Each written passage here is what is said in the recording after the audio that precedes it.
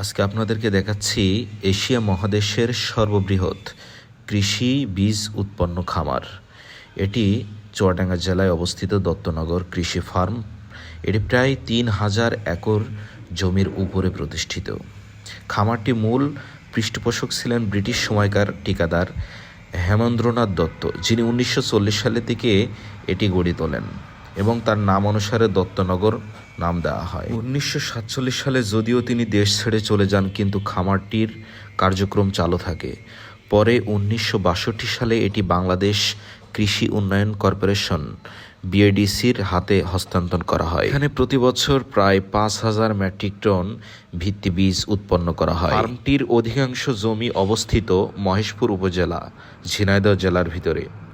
অংশ কিছু জমি রয়েছে পার্শ্ববর্তী জীবননগর উপজেলার ভিতরে, তবে চুয়াডাঙ্গা জেলার ভিতরেও কিছু অবস্থিত। তবে দত্তনগর কৃষি ফার্ম এটি আমাদের চুয়াডাঙ্গা এবং ঝিনাইদহ জেলার একটি অন্যতম গুরুত্বপূর্ণ একটি স্থান, যেটি এশিয়া মহাদেশের অন্যতম বৃহৎ কৃষি বীজ উৎপন্ন কেন্দ্র। অনেকেই দাবি করে যদি এখানে একটি কৃষি বিশ্ববিদ্যালয় প্রতিষ্ঠিত করা হয়, তাহলে ফার্ম কেবল বীজ উৎপাদনেই নয়, কৃষি গবেষণা, উন্নয়ন, শিক্ষার কেন্দ্র হতো।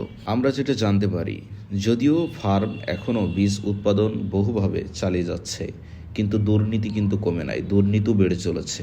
ওখানে প্রায় দেখা যায় শ্রমিকরা নিয়োগ, তারপর হচ্ছে নিয়ম নীতি, স্বচ্ছতা নিয়ে অনেক সমস্যা দেখা যায়।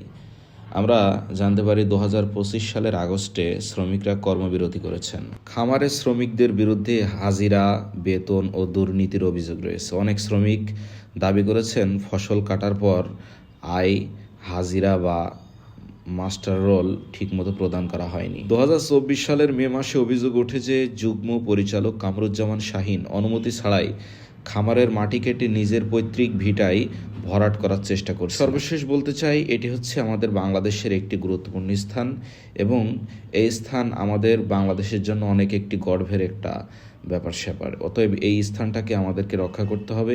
এর দুর্নীতি, এর যে সমস্যাগুলো রয়েছে, বাংলাদেশের প্রত্যেকটা নাগরিকের উচিত এই সুন্দর এবং যেখানে হাজার বছরের ইতিহাস বয়ে নিয়ে বেড়ায় এমন একটি গুরুত্বপূর্ণ স্থানকে নষ্ট হতে দেওয়া যাবে না। এটাকে যে কোনোভাবে রক্ষা করার দায়িত্ব হচ্ছে বাংলাদেশের নাগরিকের।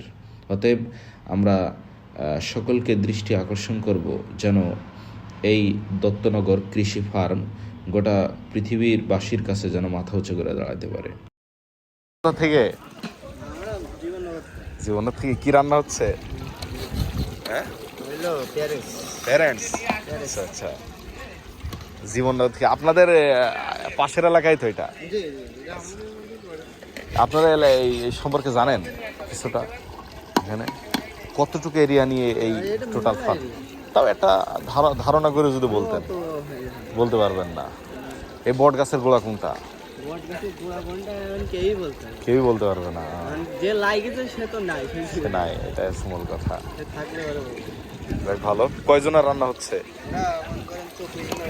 ২৪ জন। কয় কেজি মাংস? ৫.৫ কেজি, ২৪ জন। ঠিক আছে।